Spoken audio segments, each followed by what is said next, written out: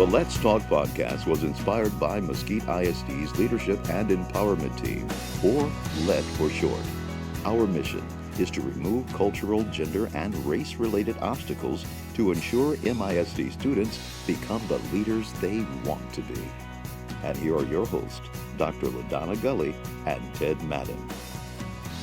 We are back with a brand new episode of the Let's Talk podcast, episode 20, since we began this project back in August 2020. My name is Ted Madden. I work in the communications department for Mesquite ISD, and I'm a 47-year-old white man. I'm Dr. LaDonna Gully, and I am a 51-year-old African-American woman. LaDonna, you're new to this. What's your title? Oh, that's right. It is. I am new to this, right? I am the Director of Leadership Empowerment. And I'm Kara Jackson. I'm the Executive Director for Instructional Technology, and I am a 43-year-old white woman. And Kara works upstairs from me, so I get to see her a lot.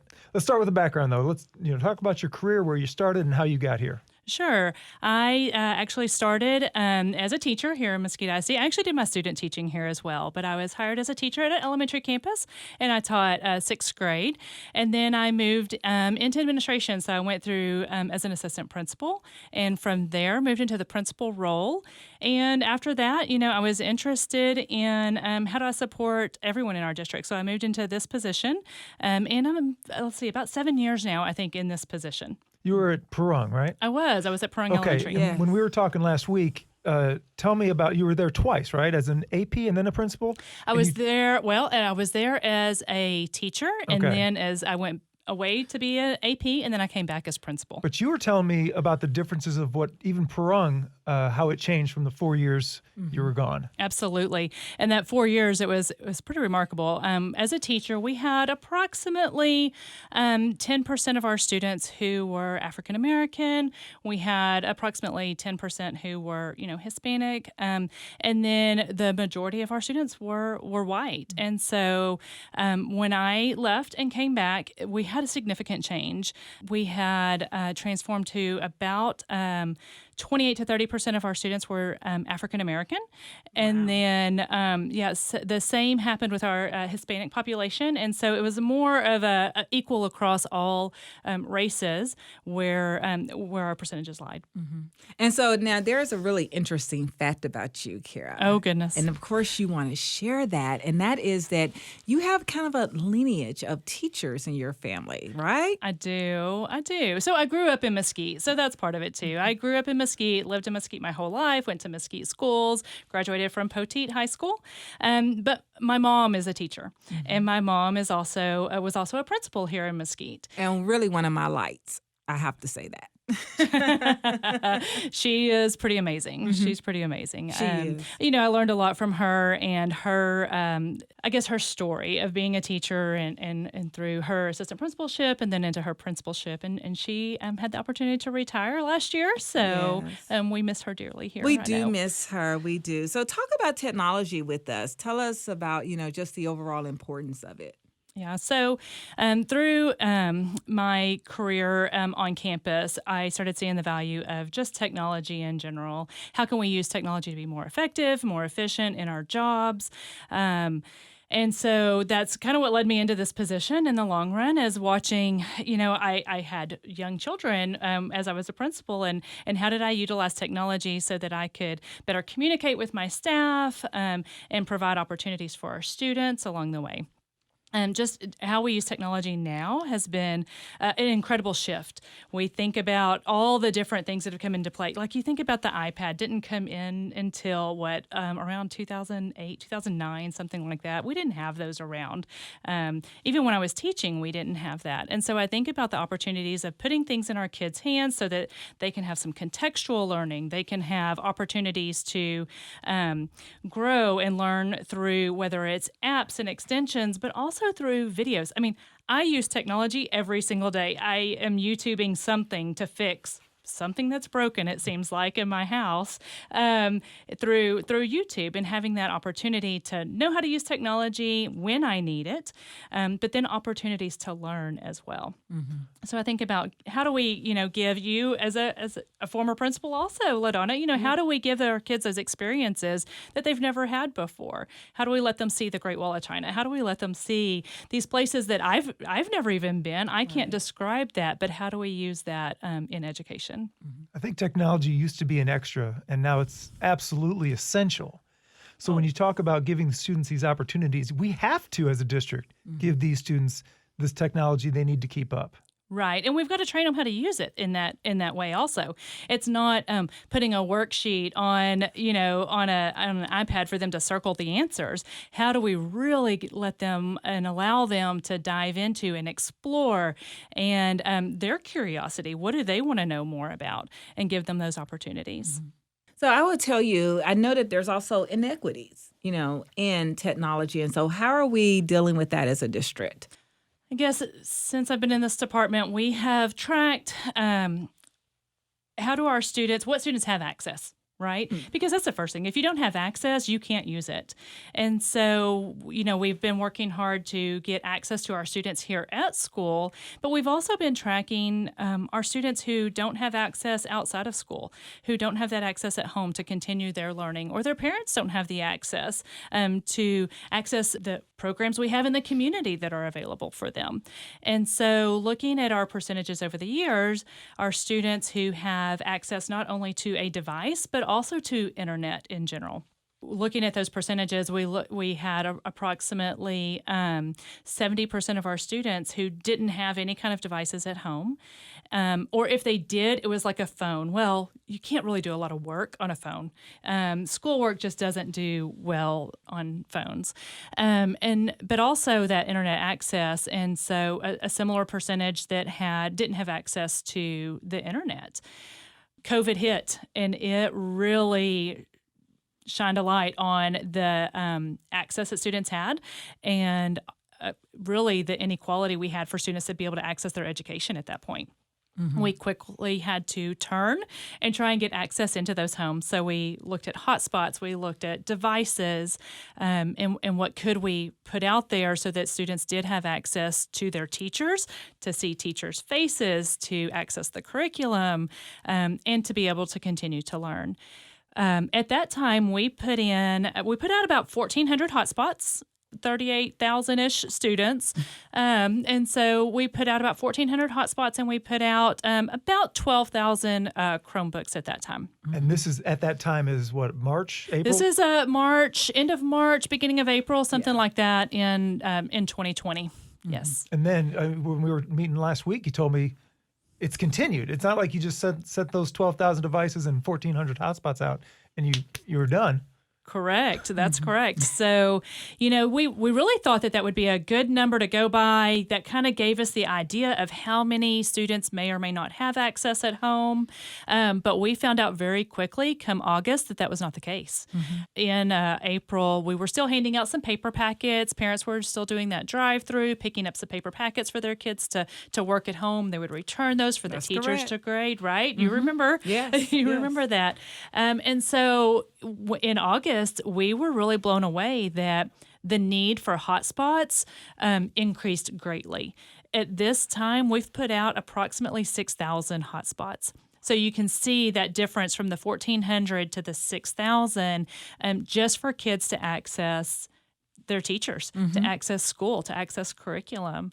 And similar with our Chromebooks, we put out about 12,000, and we were allowing one device per family at the time. And so when school started, we knew we needed to go one-to-one. We knew we had to get hands at every child. Siblings were having some arguments, I would say, probably over sharing those devices and who needed those devices when to access their teachers. And so we felt it was important for every student to be able to have access. And we've handed out almost close to 30,000 Chromebooks at this time. Wow, that is amazing. And I would tell you that really we've done an efficient job. I mean, so when you grade yourself, how do you think you did? I think we've learned a lot. We've learned a lot about processes. We have changed our processes multiple times so that we can get those out effectively, efficiently. There's breakage that happens. There's things that happen, and so how do we get those back and then quickly get that turned back around for our students and our families? But thank you for that. I think we did pretty well getting that done just in a very short time frame. When we did that esports video a year ago, you had that great quote in the video about we're building the plane as we're flying it. That sounds like what you just described. Oh, we were. We Yeah. did, absolutely. And I would even say more so than esports. That one felt quick. This one was like an overnight, let's put a process in place for our families to be able to access, or for our families to be able to get the devices.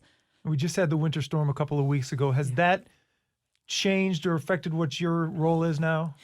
I don't know that it has changed in knowing that we still need the devices out there. But for me personally, it really made me, my internet went down.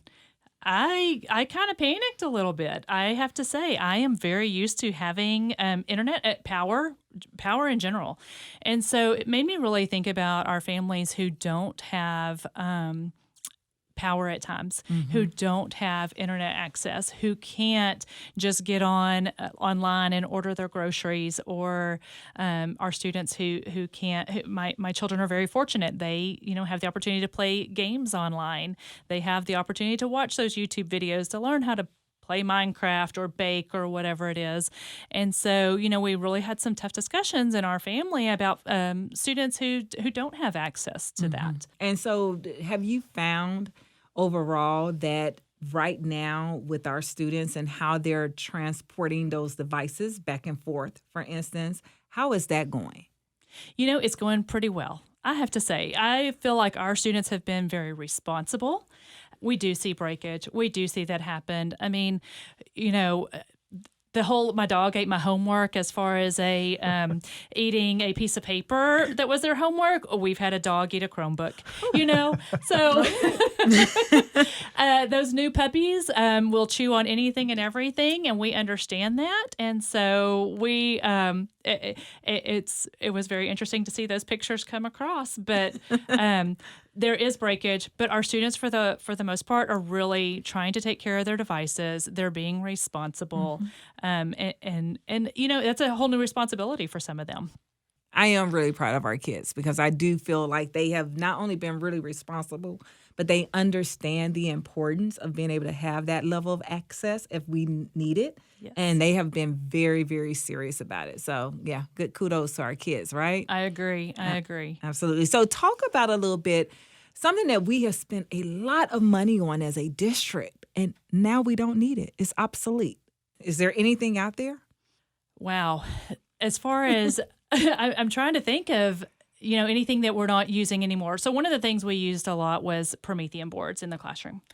So those Promethean boards, that one student going to the board or the teacher at the board, one person at a time, we spent a lot of money on those Promethean boards coming up. And so as we started to evaluate what is it that our students need and what do our teachers need to be able to hear from every single student every day. Every question is important for every student to be able to answer. And so now that our students have those one-to-one devices, every student can answer. We're using different tools in the classroom. We're not relying on one student to go to the board and show the whole class how to do that question or that problem or talk through their process for something. We're allowing our students to put that information down on paper in a Chromebook or on a doc, a Google Doc of some sort, and they're collaborating with their peers on it. Their peers are giving them instant feedback. Their teachers are giving them instant feedback.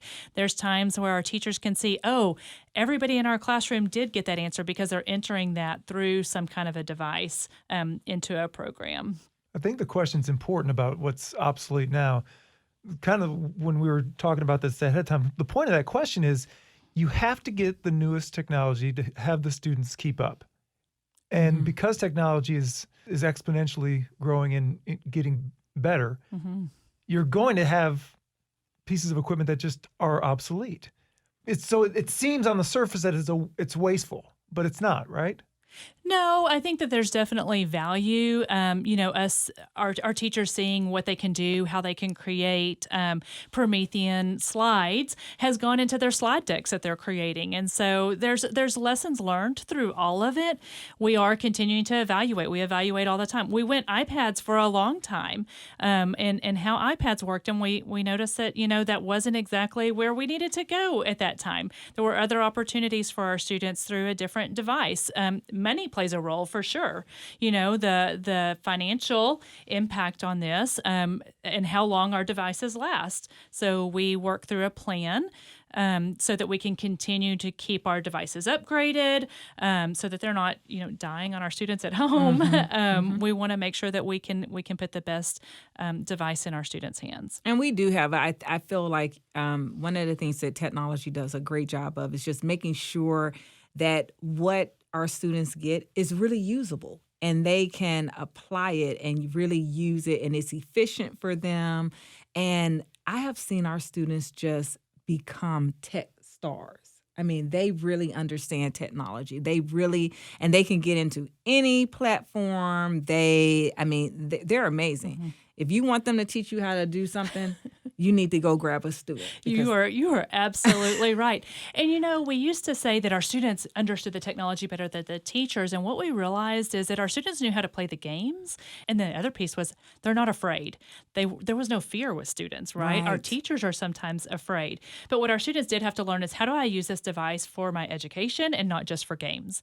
And so there were some little things that they have to figure out. They've got to figure out some of those little shortcuts and how to type. That's another piece. Yes. Playing games on a video controller is very different than typing your answers into a Google Doc and giving responses for your teacher. So talk about a little bit though about digital citizenship. Oh, yes. Because that is a big thing, because our students have a lot of technology, they're using a lot of things, and yet that we also want them to be responsible when they are online and they are creating and doing those things. So talk a little bit about digital citizenship, because I think our parents who are listening to this will really want to know, how do I make sure and ensure that my student is being a great citizen online, as well as, anytime they're in front of a computer or device. Absolutely. And I want the same for my own children. I know you've got older children than I do. And so I know that, as our kids started getting these devices in their hands and watching what it is they want to go access, what do they want to look at, me being very aware of what videos are you watching, who are you following as you watch these YouTube videos, because what language is occurring in that, right?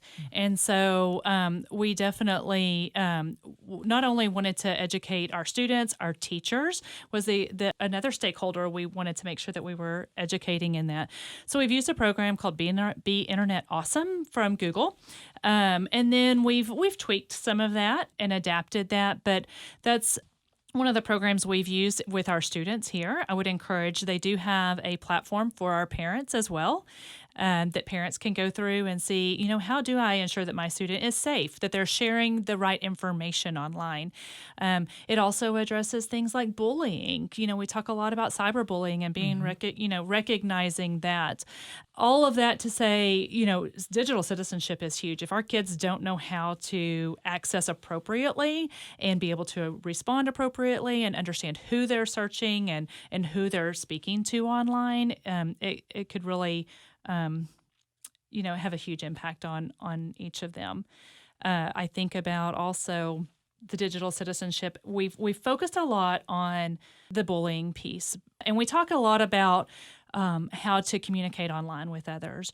One of the things we haven't really done, and I listened to Dr. V's podcast, Social Injustice, like how do we have communication about that, right? How do we talk about race online and through those social platforms that our kids are very, very familiar with?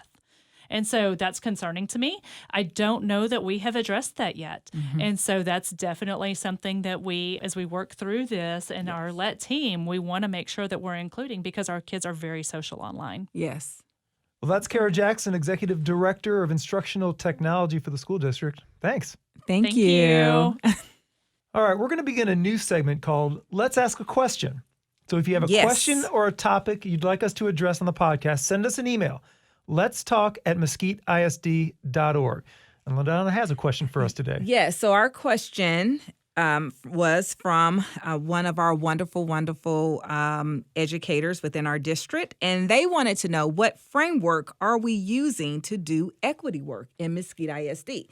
And I was like, oh my goodness, what a great question, right? Because I will tell you that this was something that I really worked hard to research, because I wanted to ensure, number one, that we are creating attainable and academic outcomes for our students that are positive, where our students are able to grow and know and be the very best that they can be every day. But part of that, too, is making sure that we are also educating each other as we continue to do this work in Mesquite ISD.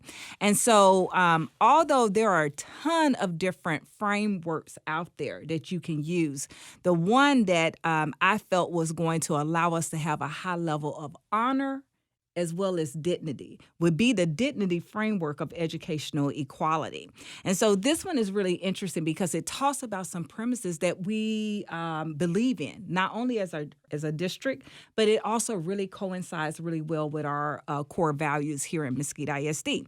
So I would tell you the first part of that framework is having a high level of openness, being a great listener, okay, and listening, having empathy, which is what we are all trying to do with every single student that we have in our midst. And also being patient with each other, because we're all starting in such different places when we talk about just equity and what it is and what it means for our district. And so we have to really be patient with each other. But when you take another slight dive into that, it's really about being appreciated, about being validated, about feeling accepted, and also being treated fairly. And this is huge, because oftentimes I think that when we don't feel that way, we don't feel like we really belong and that we are included, right?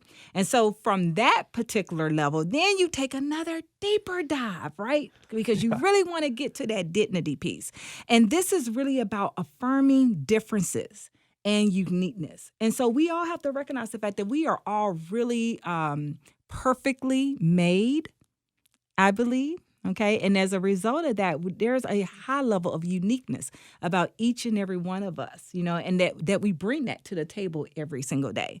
The other part of that is pursuing competence and positive intent, right? You got to presume positive intent. That is so important for each and every one of us. And then, of course, building partnerships in our community and really building, as a result of those partnerships, we really begin to build community within our own, not only organization, but outside of Mesquite. And then, of course, we have to really look at how do we repair harm and restore relationships.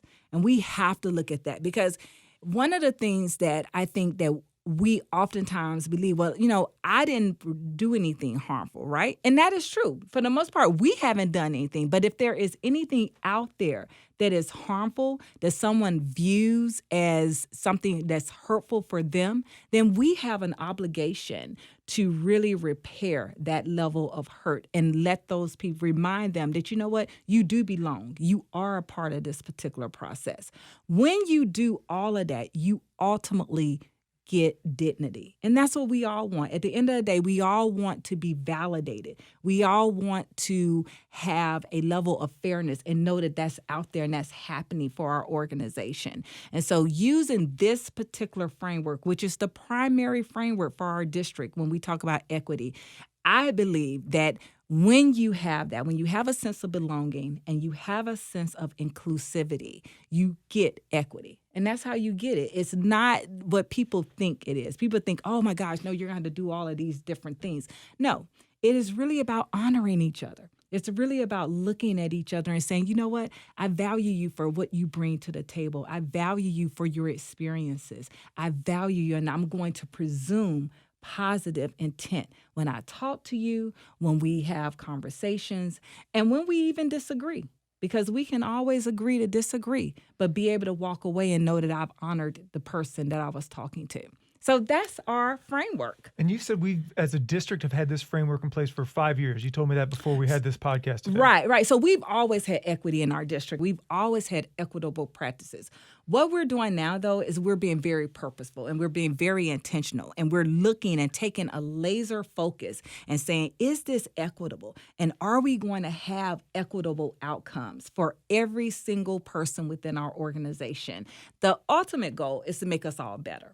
So it's to make every single employee in our district better, but more importantly, every single student. We want our students to be able to have voice. We want them to be able to have choice. We want them to be able to walk out of here and be self-determinant individuals where they can push themselves forward and be really not only great for our city and for our state, but for our country and ultimately globally for our world.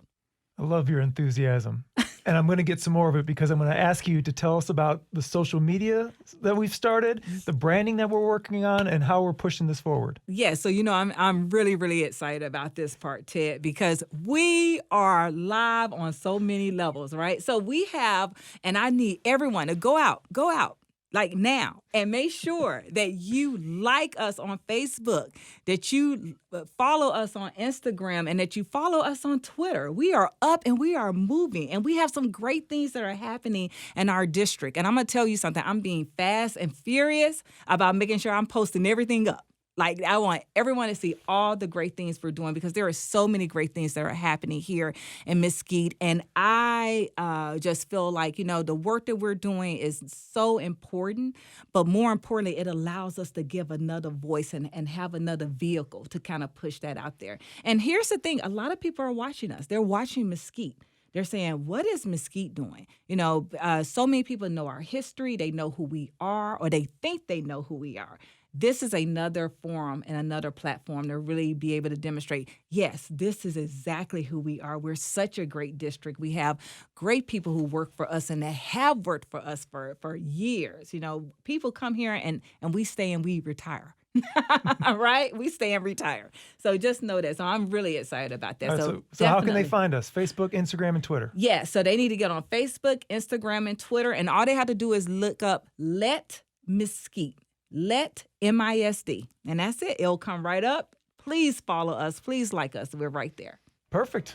I'll follow today. Please see what you've been posting. Maybe you give me the password I could post too. Yes, absolutely. I will do that. That's right, because you need that. Yeah.